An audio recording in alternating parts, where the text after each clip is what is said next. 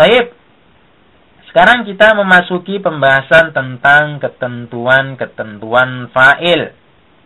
Supaya kita lebih dapat memahami dan lebih untuk kita bisa membedakan nantinya. Apakah dia disebut fa'il atau bukan fa'il. Baik. Yang pertama adalah bahwasanya fa'il adalah isim yang marfu. Ya, fa'il itu isim yang marfu.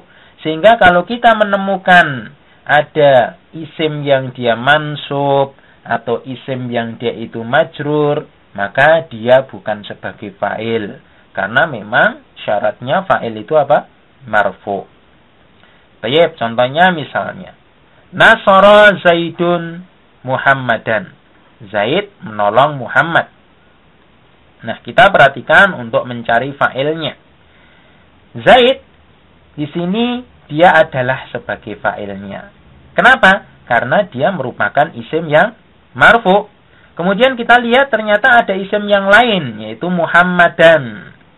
Muhammadan kita telah belajar, dia itu mansub. Sehingga Muhammadan bukan sebagai fa'il karena dia mansub. Walaupun dua-duanya terletak setelah fi'il ya. Dua-duanya terletak setelah fi'il nasara. Nah, kita akan mengecek si pelakunya Zaid atau Muhammad, maka kita akan bisa tahu bahwasanya pelakunya adalah Zaid, bukan si Muhammad. Karena Muhammad dia adalah isim yang mansub. Baik, kemudian contoh yang lain misalnya, Dhahabar rajulu ila suqi. Kita perhatikan, laki-laki itu pergi ke pasar. Nah, ar-rajulu adalah sebagai fa'ilnya.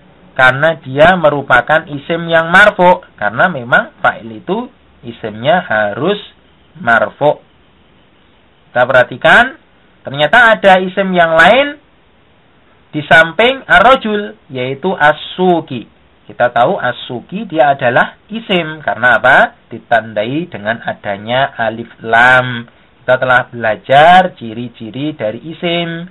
Kemudian as-suqi apakah dia itu sebagai pelakunya? Tidak. Karena apa? As-suqi di sini bukan sebagai fa'il karena dia majrur.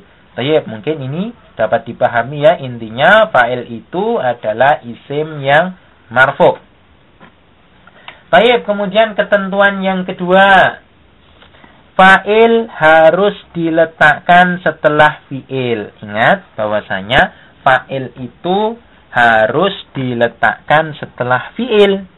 Apabila ada isim marfu yang terletak di depan ya atau sebelum fi'il, maka dia bukan fa'il. Sekali lagi, walaupun secara maknanya, secara pengertiannya isim yang terletak sebelum fi'il tadi melakukan pekerjaan, akan tetapi karena dia tidak terletak setelah fi'ilnya, maka dia bukan fa'il. Contohnya misalnya supaya kita lebih jelas. Muhammadun yaktubu ad-darsa.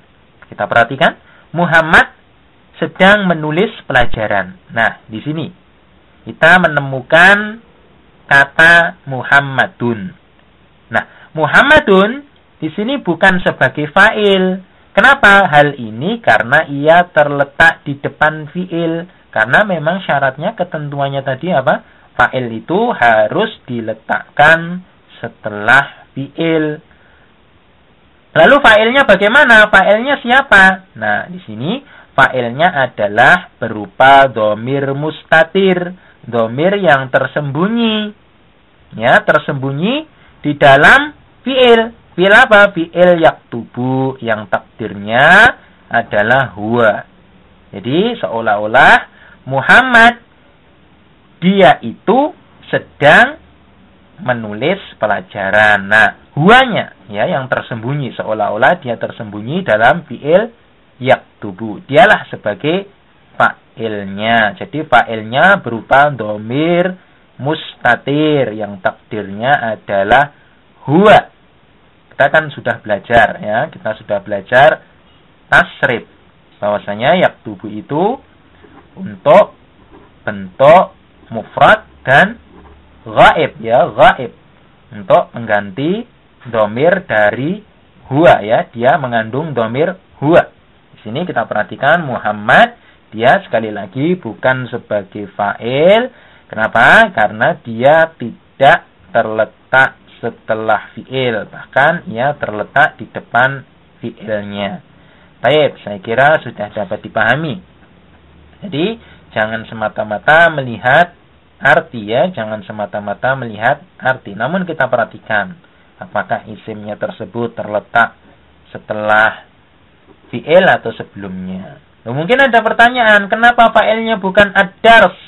Nah, kita ingat, kita kembali lagi ke ketentuan yang pertama ya, ketentuan yang pertama yaitu bahwasanya fa'il itu harus marfu. Ad-darsa dia tidak marfu, akan tetapi mansub. Kita lihat, dia akan di fathah ya, dia di fathah, dia bukan marfu.